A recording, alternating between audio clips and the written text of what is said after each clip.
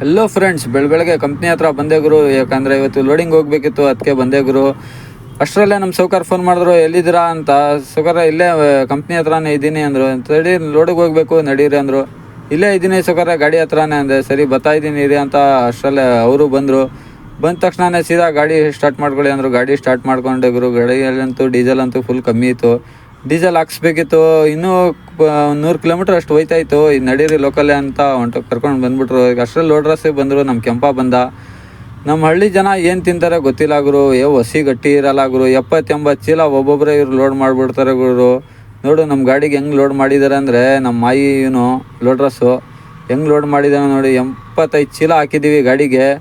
Full ಒಬ್ಬನೇ load ಮಾಡಿಬಿಟ್ಟವನೇ. ಯಾಕಂದರೆ ನಾನಂತೂ ಲೋಡಿಂಗ್ ಹೋಗಿತ್ತಿಲ್ಲ, ಇಲ್ಲೇ ಮಲಿಕ್ಕೊಬಿಟ್ಟಿದ್ದೆ. ಯಾಕಂದರೆ ನೈಟು ಆಂಬುಲೆನ್ಸಿಗೆ ಹೋಗಿದೆ ಗುರು.